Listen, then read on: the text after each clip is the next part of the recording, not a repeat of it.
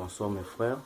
Alors aujourd'hui, je vais vous parler sur des facteurs qui empêchent le développement de nos jeunes en Afrique. Pour commencer, je vais d'abord vous raconter une histoire sur un jeune africain au moment que j'ai suivi sa biographie, c'est-à-dire que ça m'a complètement ému parce que de nos jours, c'était vraiment difficile de voir des jeunes qui ont vraiment une telle ambition. Alors ce jeune homme se nommait euh, Ngot Elingo, il s'appelait Ngot Elingo. Et alors ce jeune homme a fait un parcours, il a fait ses études, il était sur le banc de l'école, arrivé à un certain niveau donné, il a pu acquérir son examen d'état, appelé le bac. Après qu'il a eu ce bac, alors il s'est dit que non, peut-être il faudrait se lancer en université comme les faisaient les autres, parce que c'était une sorte de coutume. Euh, après que tu as ton bac, c'est-à-dire que tu es obligé d'aller en université. Maintenant, le gars là, après avoir eu son baccalauréat, il n'avait pas de moyens pour pouvoir aller en université. Il s'est arrangé de pouvoir collecter un peu de francs pour pouvoir s'arranger à aller en université, mais il ne trouvait pas assez d'argent pour aller payer le loyer, payer ses études. C'était tellement hyper compliqué. Alors il s'est dit que non, c'est tellement compliqué pour moi, vu que je n'ai pas assez de possibilités de bénéficier de l'offre que les autres, en fait, du privilège que les autres ont. Donc ce que je suis censé faire, c'est de changer d'option. Alors ce gars rentre dans une phase tellement compliquée, tellement difficile pour lui, pour l'existence humaine. Alors il se lance sur un projet de bâtir son entreprise. Il s'est dit que non, comme mes frères sont allés à l'école, comme en fait mes amis sont allés à l'université pour aller étudier, je dois créer maintenant l'emploi qui doit faire en sorte que je puisse les intégrer dans mon entreprise. Vous voyez comment est-ce que hein, l'idée semble un peu, ça semble un peu une idée de folie, mais ce gars va prendre ce risque. Alors il va se lancer sur un projet appelé, je ne sais pas, excusez-moi, j'ai oublié le nom du projet, mais alors ce gars-là, il s'est lancé sur l'agriculture. Il a commencé à faire des plantations parce que ses parents juste pour qu'ils grandissent, ils l'ont fait grandir à travers les travaux champêtres. Alors il s'est dit que non, si mes parents ont pu acquérir un peu d'argent pour pouvoir faire en sorte que je sois ce que je suis, il faudrait que je puisse me lancer sur quelque chose qui doivent la même chose, mais dans ce contexte-ci, je vais le faire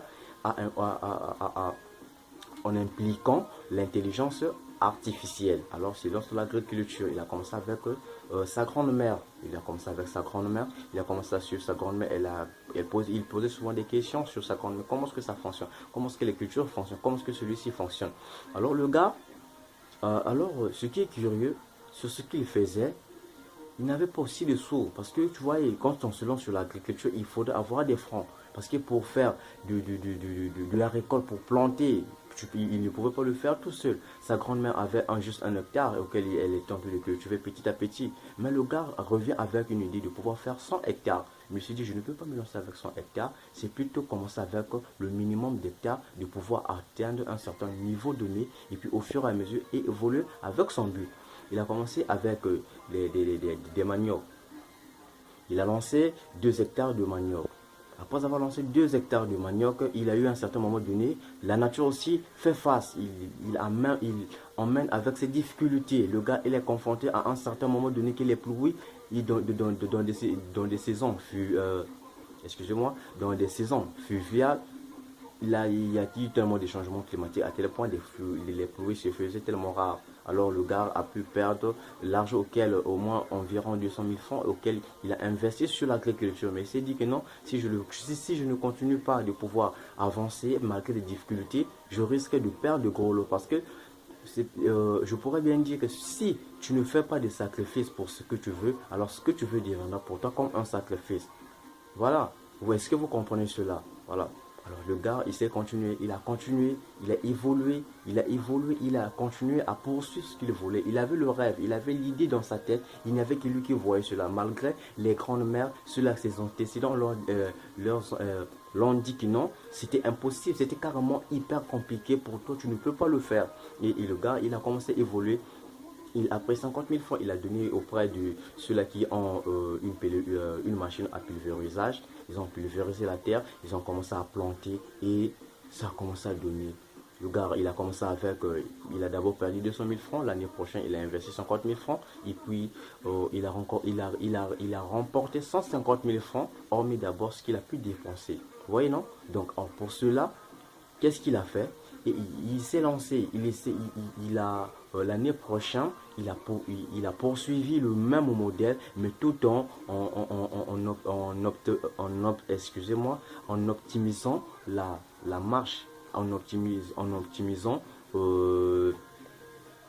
en optimisant le financement. Il a encore investi le double jusqu'à ce qu'il est arrivé à un montant de plus de 2 milliards de dollars. Vous imaginez quand vous faites les calculs, vous qui ont fait de longues études, quand vous faites des calculs avec le franc CFA, ça donne vraiment tellement une somme colossale. Donc pour vous dire, croyez en vos rêves.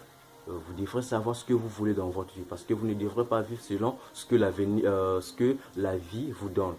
Vous devez obliger de pouvoir faire des choses selon votre vouloir, parce qu'on dit toujours que l'homme transforme la nature. Alors vous devez transformer votre rêve, vous devez transformer votre passion, vous devez faire en sorte que ce que vous désirez puisse être réel, même si les gens ne vous le disent pas. C'est votre vision, c'est vous qui regardez les choses, c'est vous qui voyez bien ce que vous voulez. Alors à bon entendeur, salut, c'était bien Maxime Gaël. Alors je suis votre frère, merci de m'avoir suivi jusqu'à la fin, je vous remercie.